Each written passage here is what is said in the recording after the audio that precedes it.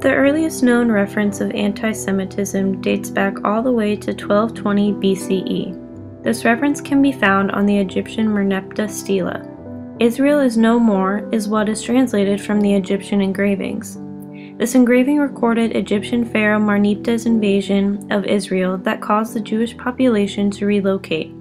Merneptah later expels Egypt's remaining Jews in 1200 BCE. Throughout history, many Jewish temples have been defaced.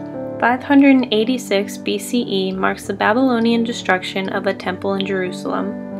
Hundreds of years later, the Romans took a stab at the Jewish population. Not only did the Romans defile the Holy Temple, but they also erected a statue of their god Zeus. The Romans went even further when they banned the ceremony of the Sabbath and circumcision, both being important components of the Jewish religion. In 1099, Crusaders stormed into Jerusalem and set fire to a synagogue where many Jews were taking refuge.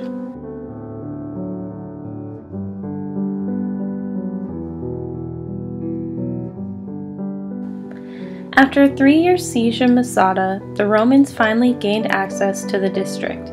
Rather than being forced into slavery, the Jewish population of Masada undergoes a mass suicide. Roughly 960 people from the Jewish community took their lives once the Romans gained control.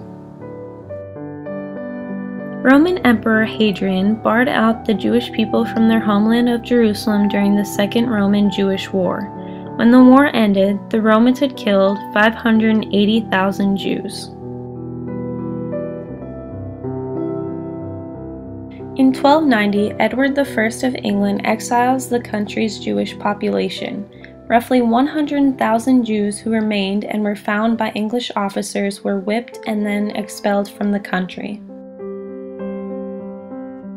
16 years later, the Jewish population in France is forced to relocate outside of the country. Jews are forced out of Hungary in 1349. Jews are also exiled from Russia, Austria, and Portugal. Russia readmits Jews into the country in 1772, but only allowed the Jewish population to inhabit the Palais of Settlement. When the Black Death swept England, the country looked for a scapegoat. England blamed the Jews and several other minority groups for the cause of the sickness that killed over 100 million people. Throughout Europe, Jews were either put into wooden buildings and burned alive or hanged on a scaffold. The Jewish people of Russia were also blamed for the assassination of Tsar Alexander III's father in 1881. In 1478, Isabella of Castile started an inquisition against converted Jews who were secretly still practicing their original faith. The persecution of the Marranos began. Marranos originally meant pigs. During the mid-1500s, Pope Paul IV justified the creation of a Jewish ghetto by claiming, quote, "God has imposed servitude until they should have recognized their errors," end quote. The end of the 18th century brought about the French Revolution, which also brought about the denunciation of equal rights for French Jews. Early Christians believed that the Jews were responsible for the crucifixion of Jesus.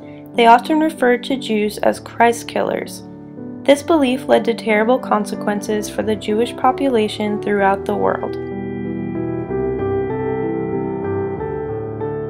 The members of the Jewish community were also seen as devious and too smart for their own good. Outsiders also believed that the Jewish people were too rich.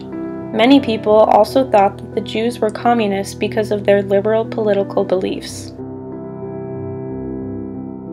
In 1913, Leo Max Frank, a Jewish manager of an Atlanta factory, was convicted for the murder of Mary Pagan. He was almost given the death sentence, but the Georgia governor changed the sentence to life in prison because he realized that the trial was not fair.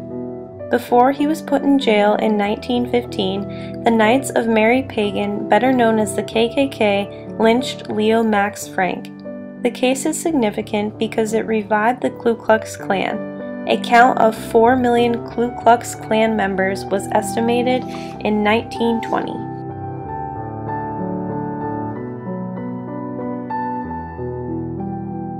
The German Nazis exploited all of these centuries of hatred during World War II.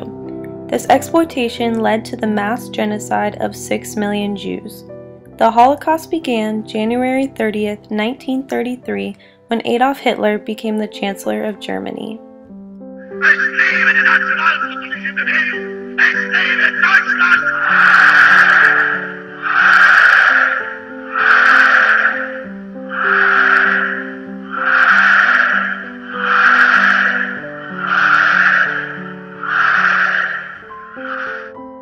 Adolf Hitler had a plan called the Final Solution.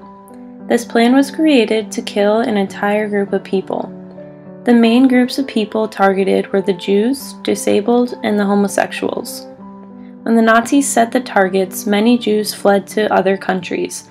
So many tried to migrate to the United States, but were forced back to Europe because of the Immigration Act of 1924. This act was an attempt to stop all immigration from Eastern and Southern Europe. The Nuremberg laws made it illegal to marry a Jewish man or woman, and also made it more difficult for the people of the Jewish community to find work. After these laws, Hitler ordered all European Jews to move out of their homes and into ghettos.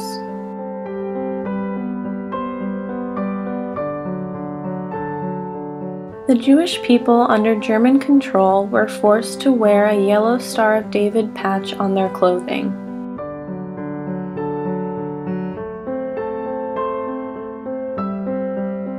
Men, women, children, and even newborn babies were all rounded up into pits where they were shot and then buried.